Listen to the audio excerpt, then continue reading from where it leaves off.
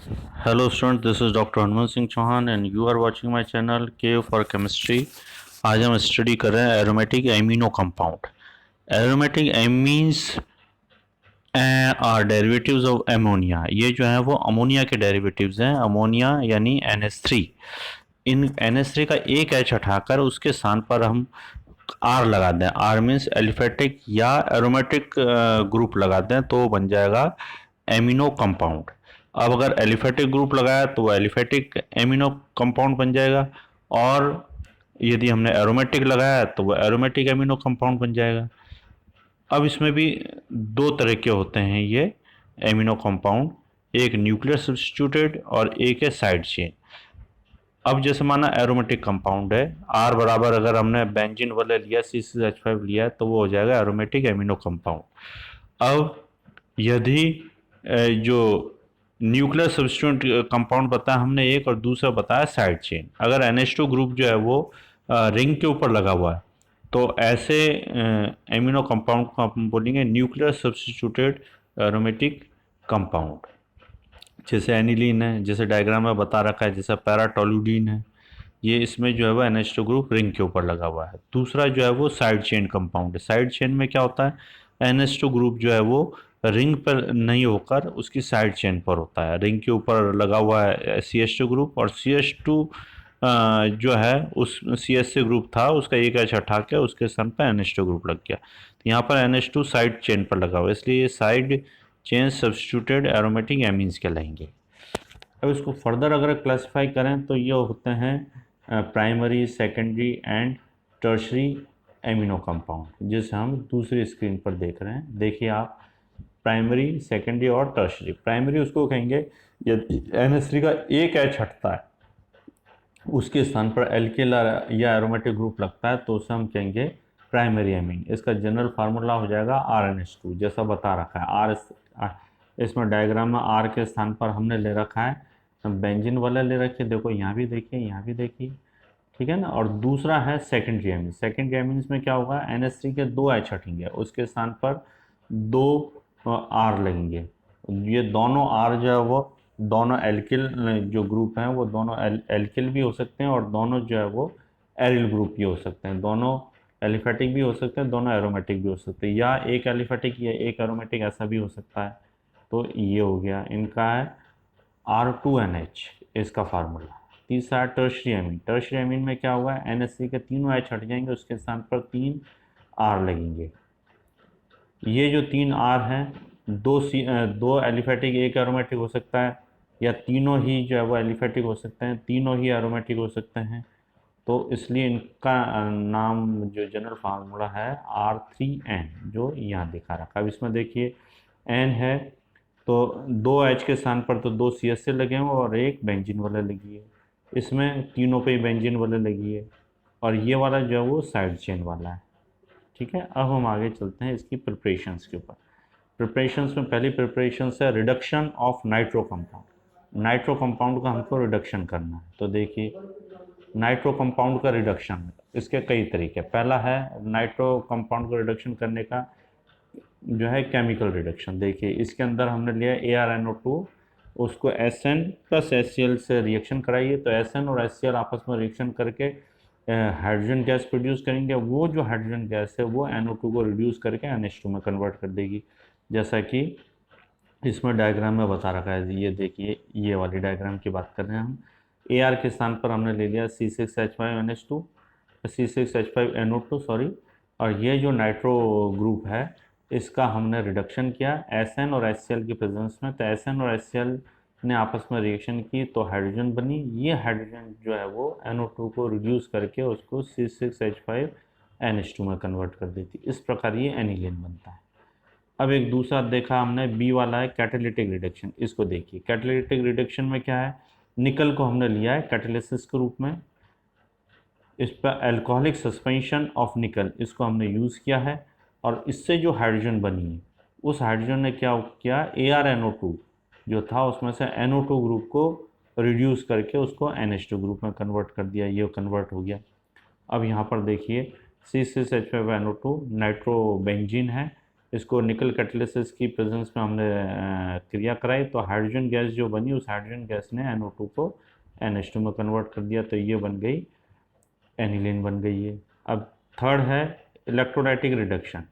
Electrolytic reduction में हमने क्या हुई, नाइट्रोबेंजीन ही यूज़ किया हमने, वीक एसिडिक मीडियम लिया है हमने, और at particular pH electrolytic reduction हमने किया है, तो इससे क्या हुआ, NO2 ग्रुप जो है वो NH2 में यहाँ कन्वर्ट हो गया। ये सारी रिएक्शंस जो है वो रिडक्शन।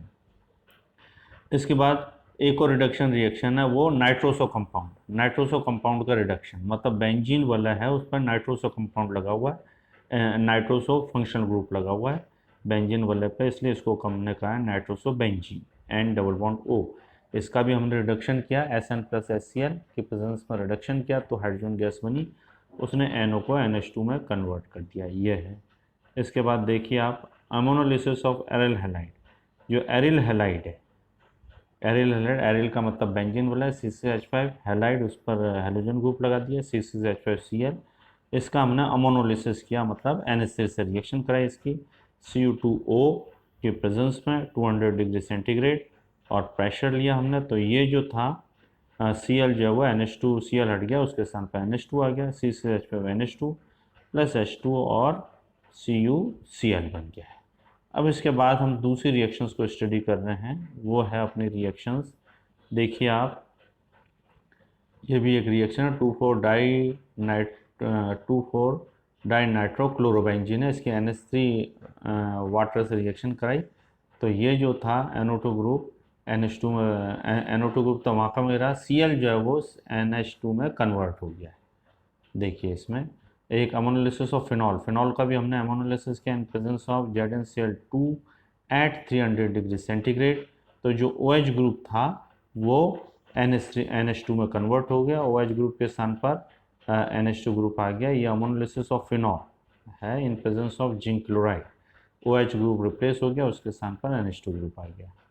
एक और रिएक्शन है वो हाफमैन ब्रोमाइड रिएक्शन, ये बड़ी इंपॉर्टेंट रिएक्शन है हाफमैन ब्रोमाइड रिएक्शन।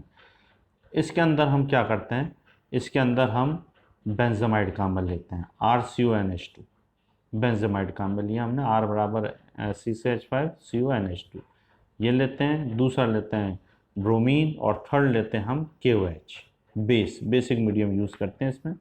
तो इनकी जब आपस में रिएक्शन होती है तो क्या होता है कि CONH2 ग्रुप हट जाएगा, उसके स्थान पर NH2 ग्रुप लग जाएगा। यहाँ पर एक कार्बन का लॉस भी होता है, CCH5CO जो है इसमें 7 कार्बन है, तो यहाँ से हट के 6 कार्बन वाला बना, तो एक तरह से डी कार्बोक्सिलेशन भी हो रहा है। इस रिएक्शन की ये विशेषता है, CONH2 ग्रुप जो है वो NH2 में कन्वर्ट होता है by reaction of hydroxyl with hydrochloride. Hydroxyl जो है उस हाइड्रोक्सिल विद हाइड्रोकार्बन। अब इसमें ये देखिए हाइड्रोक्सिल जो है NH2H, ये हाइड्रोक्सिल एमीन है, हाइड्रोक्सिल एमीन NH2H, इसके हमने हाइड्रोकार्बन बेंजीन से रिएक्शन कराई, तो इससे ये बना CCH5NH2। This is in presence of AlCl3। अब एक रिएक्शन आ रही है rearrangement of alkyl amine. Alkyl amine जो है इनका रीअरेंजमेंट किया हमने इन रिएक्शंस के अंदर। ये जो दो रिएक्शन दिखाई दे रही है इससे हमको जो है वो एनिलीन प्राप्त हो रही है, NH2 ग्रुप प्राप्त हो रहा है। नेक्स्ट हम देख रहे हैं शिफ्ट रिएक्शन, शमिट रिएक्शन।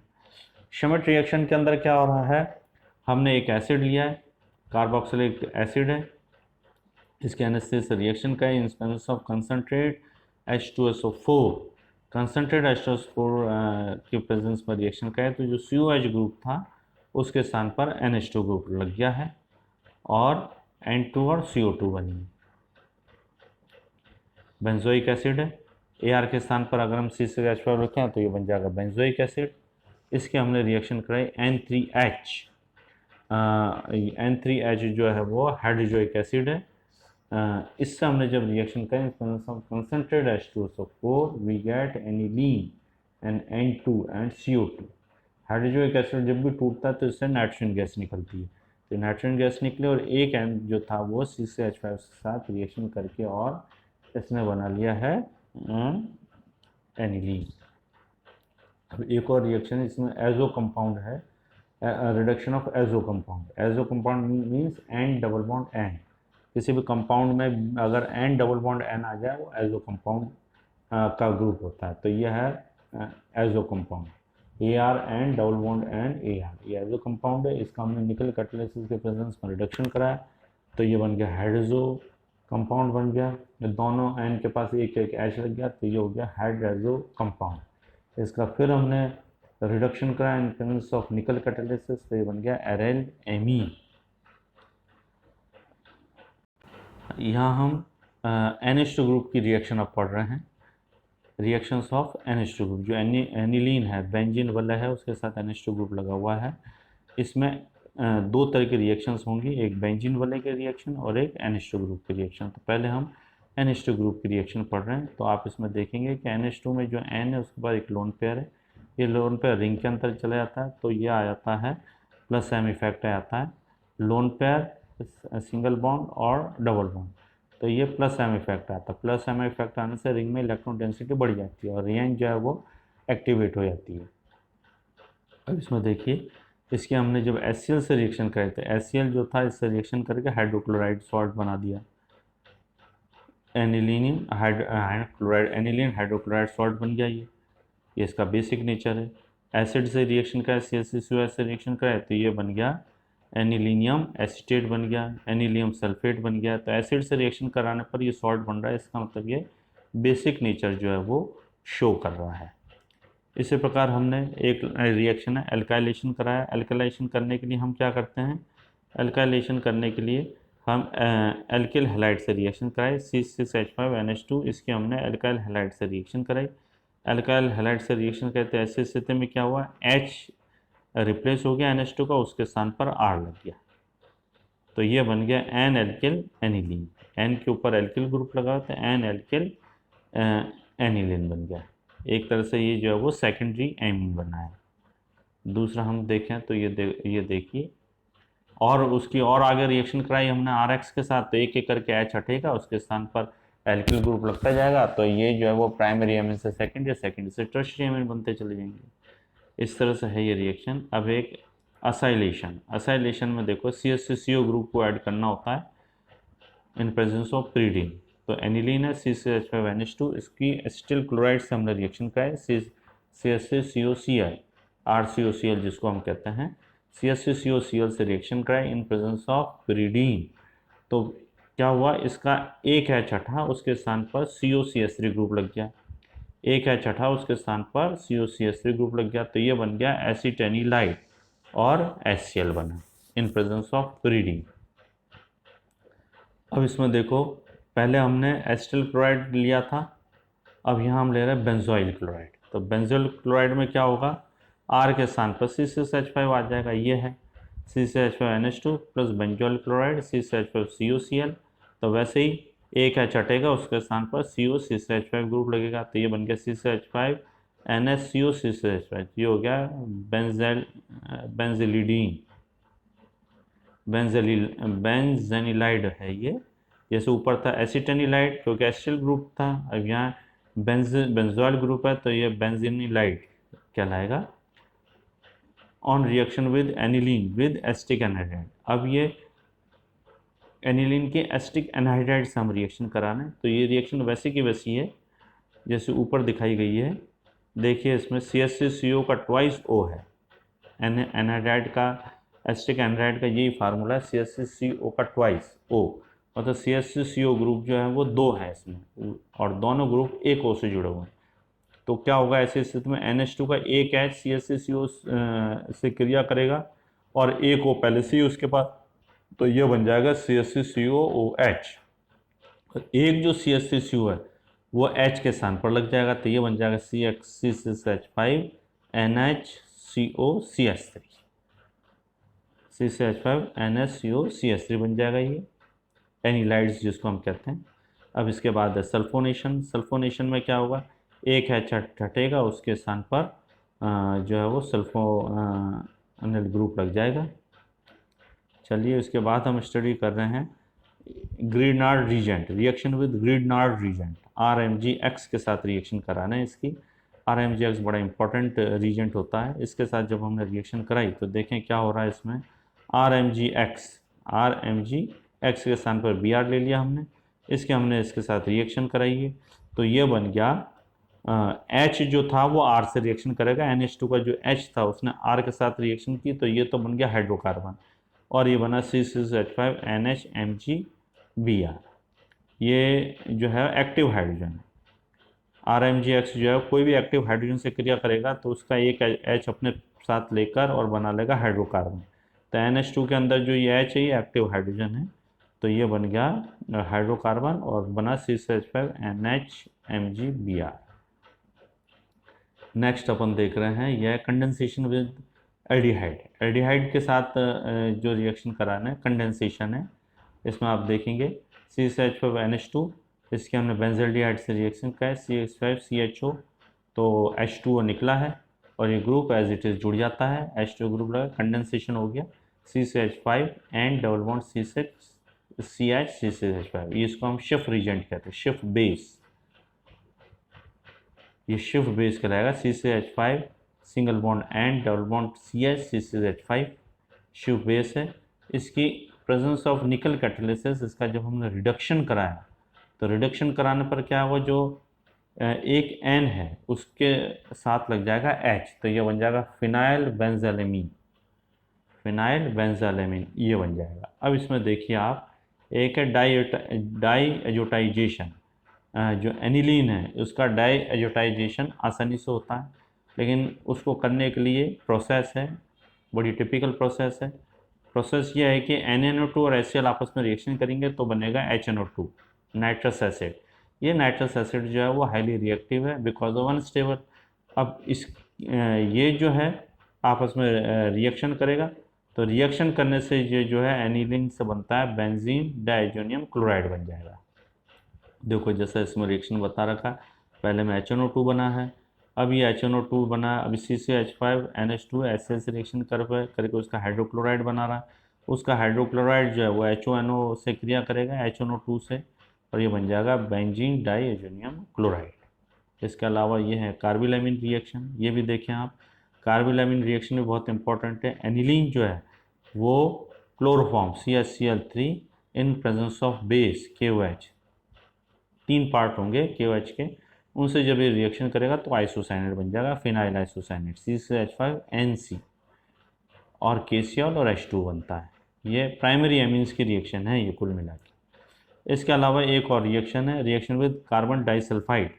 यहाँ हमको कार्बन डाइसल्फाइड CH2 का एक मॉलिक्यूल लेना है और 2 मॉलिक्यूल लेना है हमको एनिलीन के। तो ऐसी स्थिति में क्या होगा, ऐसी स्थिति में जो है वो H2S गैस निकलेगी, H2S गैस निकलेगी जिसमें 2 H तो होंगे, अलग अलग एमीन के 2 H हो जाएंगे और CH2 का एक S हो जाएगा, और इस तरह से बाकी जो CS ग्रुप है वो बीच में इसमें जाकर ऐड हो जाएगा, जैसे कि इसके अंदर ये बताया गया है, इसके अंदर ये बताया गया है, ये इस तरह से है। तो ये बन जाएगा डाइफिनाइल थायोयूरिया।